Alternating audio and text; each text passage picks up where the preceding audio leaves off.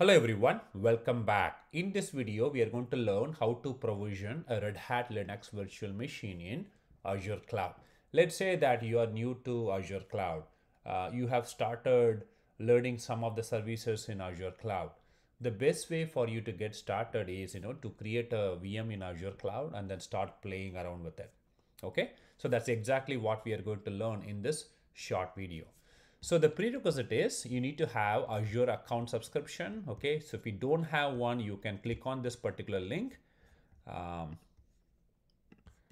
so you can sign up for Azure cloud account. So again, which is 12 months, free service. And then of course you need to have your credit card or debit card to create your account. And they will also give you $200 free credit, okay, for initial 30 days. All right. So yeah, so that's how you can set up your account. And then you also need to have SSH client such as Git Bash or Putty or iTerm and whatnot. Using this, you will be able to connect to your VM running in Azure Cloud. Okay, awesome. So let's get started. I'm already connected to my Azure Cloud. Okay, so this is portal.azure.com. I'm already signed in. Okay, so what we are going to do is, how we can set up a Red Hat Linux VM in this Azure Cloud. Okay, so you need to click on virtual machines. Okay, and then click on create, click on Azure virtual machine. So obviously, right, we need to provide all this information. So I am actually under pay as you go subscription. If you're new to Azure Cloud, I think you may have something called, trial account or something like that. So you would be selecting that. The first step would be we need to create a resource group. So resource group is kind of a logical container where you can group all your resources under that group. So that's how Azure is going to manage all the resources. Okay, so let me click on create new, and then I'm gonna say, let's say this is for dev environment, then I can say my dev RG. Okay, and then provide Azure virtual machine name. So I'm going to say my Azure VM. Okay, and then region. So yeah, so I mean, depending on wherever you are, you can actually select the region. So I'm actually okay with the East US region. I'm fine with that. Availability options, I think that's fine. I can go with the basic setup. Security type, yeah, I think I'm going to select standard. Of course, if you want to go for a higher one, you can select that. But so this is just a demo. So I'm going with the standard. And then we wanted to set up Red Hat Linux VM. So that's the image what they have, Azure have. So let's go ahead and then select this one. Okay, I'm going to leave this as it is, and then the sizing. So again, right, depending on your computing need, you would be able to select any one of them. But you know what? I'm actually going to go with let's see here. I think I'm okay with this.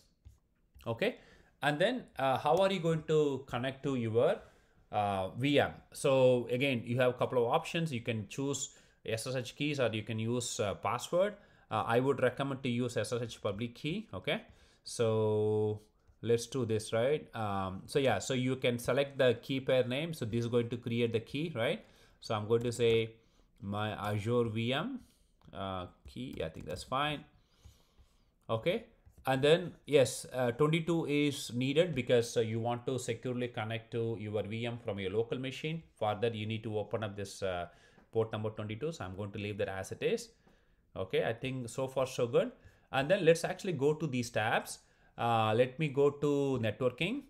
So if you see here, right, so these are all the port number whatnot. So I want to select this option because after performing the demo, if I want to get rid of this VM, whenever I try to delete the VM, I also want to delete the public IP and then associated resources along with that. So I would like to keep this option checked. And then let's actually go to monitoring. So if you see here, just for the demo virtual machine, I don't think you need to have some kind of a monitoring enabled. So I'm going to go with the disable. So this will also improve VM's performance as well. Okay, so that's pretty much over there. Tagging, if you want, you can say my VM, Azure VM, anything you can give. I mean, not a big deal. Okay, so that's it, right? So let me click on review and create. So everything is good, and then let's go ahead and then click on create. So what this will do is, this will download the SSH keys. So I'm going to click on this one, download. So as you can see here, this got downloaded into my local machine. Perfect. So now it is in the process of provisioning. This might take 30 seconds to maybe 45 seconds, depending on your internet speed.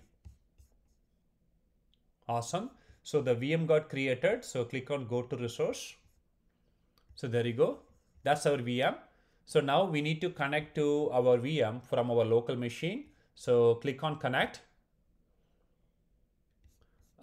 You can connect in so many different ways. So let's go with the most common approach. Of course, you can also access your VM using Azure CLI command as well. But let me go with our SSH terminal. So click on select. Okay. So if you see here, we need to open up our local shell. Okay. So I already have my SSH terminal, which is nothing but my iTerm. I'm actually using MacBook, so I'm going to use this iTerm downloads directory. So there you go. So that's the key name. So if you see here, this has both read and write access, but actually speaking, you need to first make sure that if you see here, right? Yeah, there you go. You see here, we need to first make sure that the key does not have any write access. So we need to perform this command. So I'm going to say change mode 400, and then I'm going to provide the key name. And then there you go. You see here now it has only read access. And then I'm going to copy the key name, and then I'm going to provide that over here. Okay, there you go. Let me expand it. So now we got the full command, right? So we are going to SSH into this VM and using this key name, and then this is the default username. Okay, perfect. So let me execute that command, enter, and then type yes. There you go. You see here. So I'm actually connected to my VM running in Azure cloud.